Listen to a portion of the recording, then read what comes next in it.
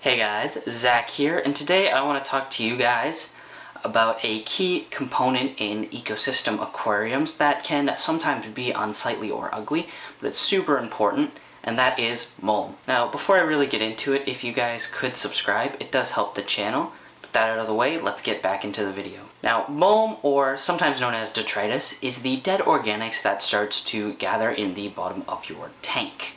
Now, this can be composed of many different things that sort of accumulate in the bottom of your aquarium. It can be fish waste, it can be fish food that doesn't get eaten, it can be dead organics from plants, and it can be dead microorganisms, and it all just kind of starts to compile and lead to these kind of brown or black substance that starts to form in the bottom of your tank. In a healthy ecosystem tank, mulm will get dealt with by bacteria and other microorganisms that will break it down and recycle it, helping it go back into the system of the tank. In an unhealthy tank, you can get large buildups of mulm or milm that is starting to cause issues with the water, especially around nitrates and nitrites, and it can start to cause problems for you as the fish keeper. With all of that being said, there are a couple of pros and a couple of cons of having mulm in your tank, and I just want to go over them so that you guys can decide for yourself if your tank is one that should have mulm or shouldn't have mulm. First up, I do want to go over the pros of having mulm in your tank. Now, obviously for me, I am going to be a little more biased towards having mulm in your tank, just because I have found that the pros do actually outweigh the cons. The first pro is that mulm is an excellent natural fertilizer inside of your tank. As the mulm sinks down, and as it does get broken down in your tank and it sinks into the substrate and gets absorbed, the plants have an absolute heyday. They love how nutrient packed it is, and it does help them to grow. And it's going to allow you to use less fertilizers or even less of a nutrient substrate in your aquarium. This is especially true in tanks that have bigger grain size substrates. So think of something like gravel, where the mulm can kind of sink down and it kind of works its way into the gravel and right into the plant's roots. Now obviously in sand it does work, however it does take a little bit longer and it does have to break down into smaller particles. With that being said, the second pro is that mulm does become the ideal habitat to give rise to some microorganisms and other microfauna in your aquariums. So as it is a collection of dead organics, really small critters like copepods do quite like it, and it creates an ideal food source for them, and they just start to go crazy, and it's a way to populate your tank with these microorganisms and create a very healthy ecosystem and pretty much create a tank that runs on its own. If you have copepods, they can feed, some smaller fish or little nano fish that do like to munch on those kinds of things, and it's going to keep your maintenance down a couple notches because now you don't have to worry about feeding as much. Pro number 3 does kind of go along with pro number 2, and it's with this, growth in microorganism population, it does become ideal to keep mulm in tanks with small fry of fish. So in my guppy tanks, I let the mulm build up.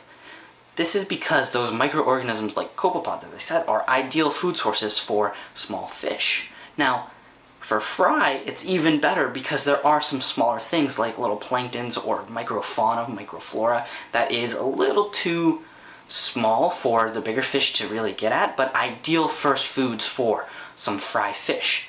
Now, the mulm also, as well, creates nice cover for the fry, as they can kind of dip into it and kind of sink into it like a mud and hide themselves from any larger fish that might try to predate on them. With all of those pros listed out, it does seem like a pretty good idea. However, there are some cons that do come along with keeping mulm in your tank that might deter you from wanting to leave it in your tank. So let me go over those. The first con is pretty obvious, and it's just going to be its appearance, right? If you have a show tank that you want to keep nice and clean and organized and neat, you don't need to have mulm in it, right? It's this kind of ugly brown color, and it does sometimes take away from the appearance of the tank itself and kind of creates an eyesore. So if you're completely against the look, that's perfectly fine. It's super easy to take out just with a gravel siphon, and there's really nothing to be too worried about with that. Now, another negative to having loads of Moam in your tank is it can cause issues for plants, even though it does act as a phenomenal fertilizer. If you have foreground plants that aren't very tall, that like to stay really compact and tight down and low, having excess amounts of Moam can cause you difficulties with those carpeting plants. As it does build up, it will start to block out light. And if your plants aren't getting enough light, they will probably start to break down and just kind of give up, and they'll start to wilt and die off. So do be careful that if you do let Moam build up in your tank, that you're not letting it cover any of your carpeting plants and causing them to die.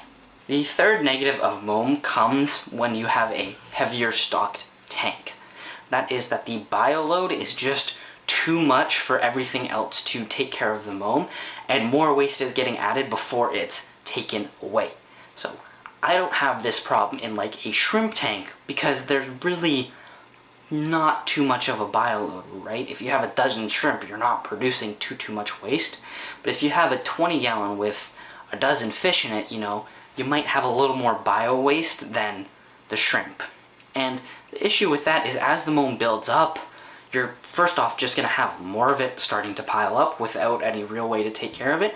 And the other issue is, as I mentioned earlier, your nitrites, and your ammonia can really start to spike in a tank, and this can cause you issues with your fish, and it can even cause them to die. So do be aware of that if you are letting your Moam build up in a tank that is heavier stocked, that it can cause water quality issues. With all the pros and cons that I've listed in this video, it really does come down to you to decide if your tank is one that should or shouldn't have Moam in it. Me, for example, I like to let Moam build up in tanks that I'm going to use for breeding, be it fish or shrimp. I've just found I've had higher success rates in these tanks, or in tanks that are going to be more of a jungle style scape that the plants are really just going to go wild in, and I want them to grow nice and big. But in tanks that I'm going to keep a little neater, a little more maintenance on, and tanks that are going to be more sort of kept and trimmed, I'm not going to let Moam build up. I just find that it does get very ugly in those tanks, and it kind of takes away from the scape.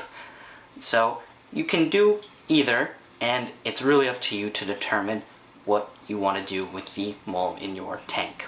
That is everything for this video. Thank you guys so much for watching.